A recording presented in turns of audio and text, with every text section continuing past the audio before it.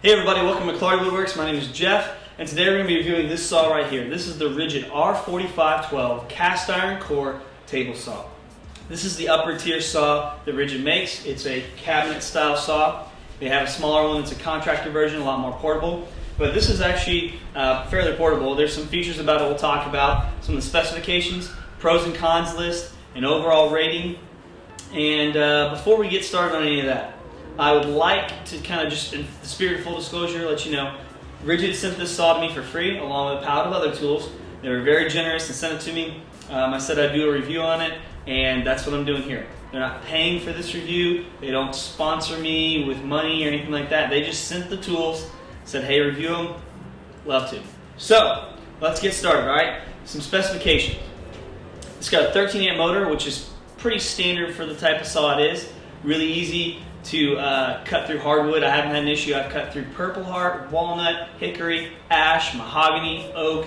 Haven't had an issue at all. So it does a really good job cutting through that with the power of the motor.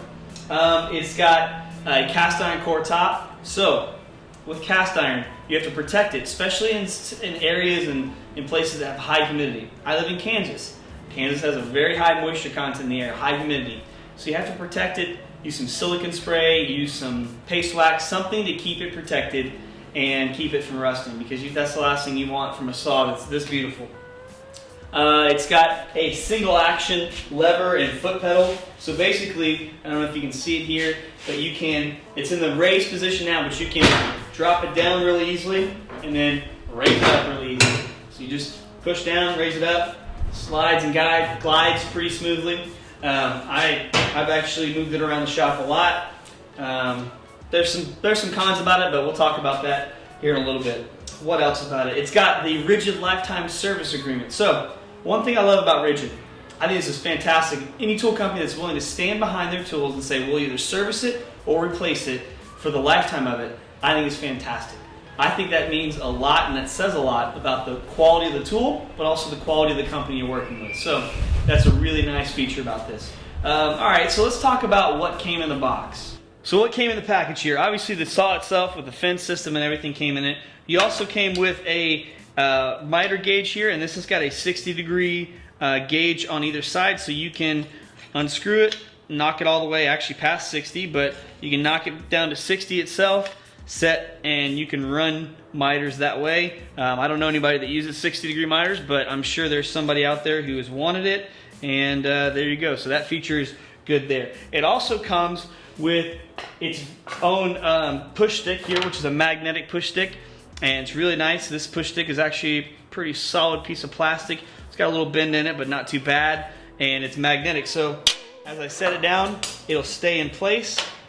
And it's actually really nice to have. I knock my push sticks around all the time. What else? It came with its own set of paws that I just knocked off here. And these are meant to go on the riving knife that it also came with. And so you basically will set this down here, and this is a way to keep boards flat on your surface so that they don't kick back at you. I don't use these paws at all. Actually, I just throw them in a drawer. I use the riving knife, but I don't use either one of I don't use the paws at all. This also comes with a blade guard here, and another thing I don't use. I don't necessarily see the benefit of it. I know why it's there, but it only gets in the way for me, so it's nice that it comes with it, but I don't use it. And then finally, it comes with these two wrenches right here. And this is for changing the blade out. Really nice wrenches, really solid. I think it's a steel, and actually really good wrenches here. So now that we've talked about the specifications of the saw, let's talk about the pros and cons. One of the biggest pros of this saw right here is the fence system. This is a really smooth sliding fence, really easy to use. It's really easy to lock down into place. It's really easy to unlock. Not very difficult, but it's a sturdy feel. You can see that once this fence is locked down, it's not moving. I like that they've kind of made a nice comfort grip handle here. It's like a molded rubber. It's really nice, really easy to use. I like that this is made from like an aluminum, so this top makes it really light, but I think this is made from cast iron here, the base is. Makes it really heavy and sturdy in here. I like that, but it still glides really easily. Another favorite part of this is the ruler system. I love that they have rulers on here, and the rulers are really true. Once you set your marking here in this window, see if you can see it there, there's a little red marker here, and you can kind of move and adjust that as needed. But once you get it lined up, you can set, let's say, at 2 inches, lock it down, it's not moving, and do your rips. I think that's really, really nice. This is probably the biggest pro about this saw, is the fence. Another part of the fence that I think is really cool is, and I'm going to take this off here to show you, it's got these tracks on the top, and it's got tracks on either side. And these tracks are designed, at least from my understanding, to be able to modify the fence. Let's say you want to make a tenon jig. You can put a bolt in there in the track system, put a bolt through a piece of plywood or a piece of hardwood or whatever to make a fence, a taller fence here, and then you can make a tenon jig. You can make whatever you want. There's a lot of different versatile uses for this, so I think it's really neat. I love that track system. I love overall this fence system. It's fantastic. One of my favorite parts. Another pro of this saw is how easy it is to change the blade. So I'm going to show you that here. You just take off your throat plate, you take your 2 tools, and I'm going to go from the back here. It's kind of difficult to see it, but it's kind of difficult to do, so I need to move to the back. But you just put this down on the arbor. This is the open-ended wrench, and this is the closed-ended wrench. And you just thread this wrench. Let me see if I can get it on there. Just thread that wrench on there, and I've just loosened the nut so that it can be now taken off. The blade can spin freely. Now just to put it back on, all I have to do is, actually I'm going to tighten this down first by hand because it's a lot easier to do. Tighten that down by hand, put this wrench back on the arbor, and then put this one back on and tighten it down. And it's really that simple, really easy. You have the tools right in the box to do the changing. I think that's fantastic. It's probably my second favorite is how easy it is to change out the blade. Another pro about this saw is the rip capacity. From left to right, from blade all the way to the right, you have 30 inches. From the blade to the left, you have 15 inches. That's plenty. That is so much rip capacity, and I really appreciate that a saw like this has that much rip capacity with the fence installed. I think that's an awesome part of it. Another thing I like is it seems they've changed or updated or modified or improved this saw so that the previous issues people were having with blade alignment are non-existent. If you remember, if you've seen in the reviews of the old 4512, there was a lot of issues with, as you raise the blade up, the blade not staying true. It kind of would move off to the left or right. There were some issues with the motor mount. There were issues with the blade not being aligned with the miter slots. And it seems as though they fixed that. I haven't had an issue. I made all the measurements. I fine-tuned it when I got it. Then I also talked to a couple people that had this saw as well, and they haven't had that issue at all either. So it feels like Ridgid's probably made some changes and fixed that issue. And this is a newer version of the 4512. The other versions of them were like 2014, 2015.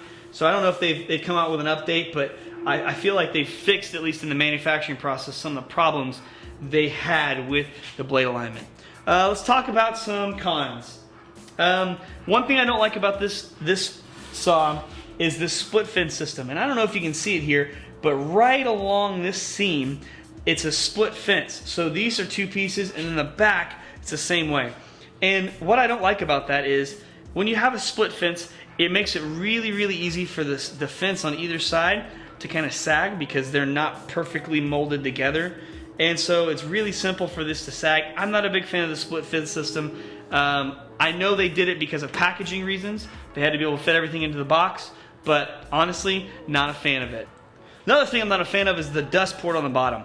I love that they have a dust chute down there, and I love that they thought ahead and really wanted to make this really easy to hook up to a filtration system, an air filter, or a dust collection system. But the problem is it's a 4-inch kind of connection. It's about this big around, right? And the problem is I have the Ridgid shop vac, and it's a 2-inch hose. And I've looked everywhere. I looked at Home Depot, I've checked the Ridgid website, I even called their customer support line and said, hey, how do I connect this to just the Ridgid shop vac? I don't have a dust collection system. I'd like to just be able to turn on my shop vac and use it as a dust collector. And you can't. They don't make a connector for it. You have to kind of modify it, change some things up, kind of jimmy rig it or jerry rig it. I don't know if that's right, jerry rig it, probably, whatever. But you have to kind of make your own, and that's disappointing. If you're gonna make a 4-inch port on the bottom, which I understand why, at least make some adapters or couplers that you could fit to your shop vac system that's a 2-inch hose. Not a huge deal, but it's kind of frustrating because this saw can generate a lot of dust. Another thing I don't like about this is the caster system. So I'm gonna move this so you can see, but it's got a 3-wheel caster system. So there's a wheel here in the front, and then let me show you. There's 2 wheels here in the back, and there is 1 wheel here in the front. Well, when you have a 3-caster system, inevitably that front pivoting caster is going to get hung up, get caught on something, and I just don't like that. I think that's kind of cheap. That's the best way to describe it. I think it's cheap.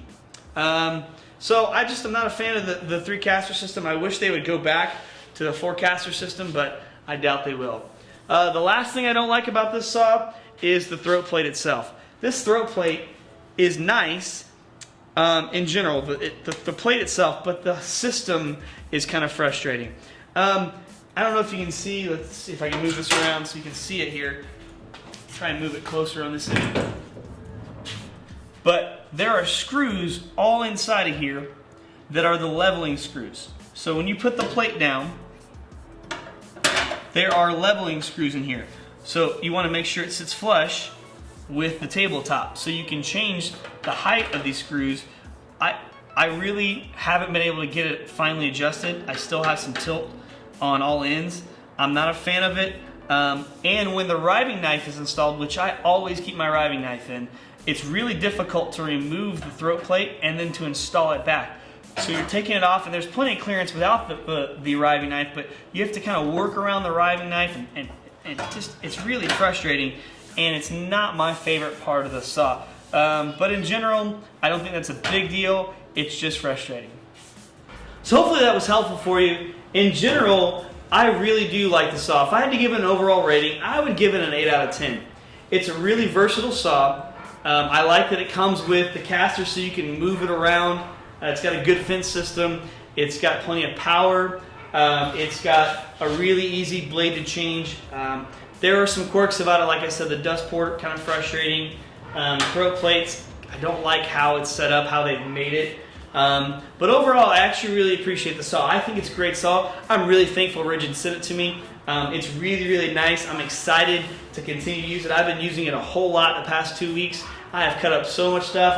Actually, when I first got it set up, I started just ripping things just for the heck of it, because I really just love this saw. I think it's fantastic. So 2 thumbs up to Ridgid for this saw. Thanks for sending it to me. If you are in the market for a saw, I would recommend it, highly recommend it. I think it's a great saw. It's a great saw for the money. It runs about $5.29, and that's a good deal for a saw. So, especially for a saw like this. Well, hopefully it's helpful for you. If you have any comments, you have any questions, you have any suggestions, you can comment down below. You can also click subscribe so that you can stay up to date on future videos, and you can follow us on social media. I've got some links down below. Anyway, I hope you guys have a great day and a great week. We'll see you.